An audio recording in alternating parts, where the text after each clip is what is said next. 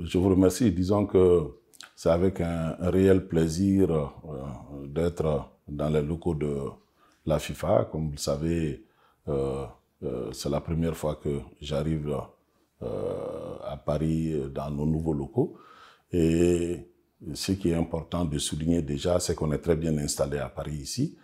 La deuxième chose, avoir la chance de rencontrer le président lui-même et de parler football et de nos projets est aussi une grosse source de motivation. Aujourd'hui, nous avons rencontré le président pour lui faire le point de nos compétitions et ensuite des différents projets sur lesquels la FIFA est en train de nous accompagner dans le programme Forward.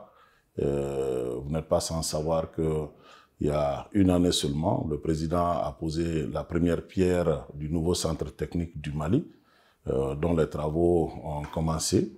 Et ensuite, la régularité dans nos compétitions sont autant de facteurs avec lesquels nous avons échangé avec le président lui-même.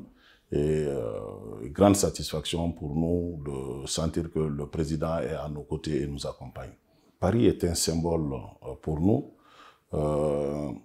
Paris est le carrefour également où la transition pour venir est beaucoup plus facile. Et Paris est aussi l'incarnation du football. Paris a donné de très grands joueurs par le passé. Donc, avoir un siège à Paris ici ne fait que non seulement nous remonter davantage, mais nous donner une autre vitalité dans nos approches et faire ensuite que tout ce qui peut être très rapidement géré, que tout ne soit pas cantonné seulement à Zurich, qui est une forme de décentralisation pour permettre franchement à ce que le football, qui est notre passion commune, puisse se faire sans aucun problème. Nous sommes aux affaires il y a 2 ans seulement. Vous savez que le Mali a traversé une grosse crise qui a beaucoup impacté tous ces segments.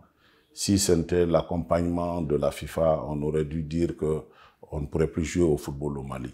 En 2 ans, la première mission à laquelle nous nous sommes attelés, c'était de faire revivre le football.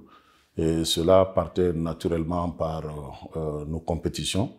Nous sommes aujourd'hui, avec l'accompagnement de la FIFA, l'une des rares fédérations en Afrique qui ait pu jouer toutes ces compétitions, tant au niveau des hommes que des dames.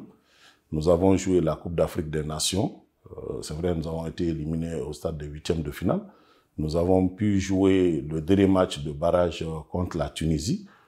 Pas que le président Gianni seulement, nous tous, présidents des associations membres, nous pensons que le bureau de Paris, comme je l'ai dit, est la bienvenue. Ça va nous permettre vraiment d'avoir beaucoup plus d'échanges, tant dans nos rapports avec la FIFA que dans la transmission de nos documents.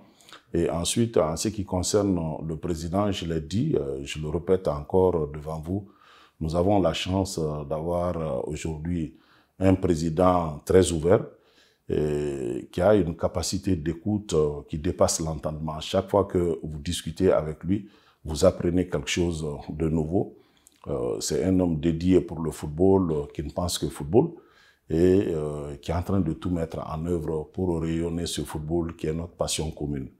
Je vous le dis très sincèrement, les différents projets sur lesquels nous sommes en train de travailler en ce qui concerne le continent africain et particulièrement le Mali prouvent à suffisance qu'aujourd'hui la nouvelle équipe de la FIFA, à sa tête Gianni Infantino, est en train d'œuvrer pour le rayonnement du football africain et le rayonnement du football mondial. Et nous ne pouvons que soutenir ce talent-là.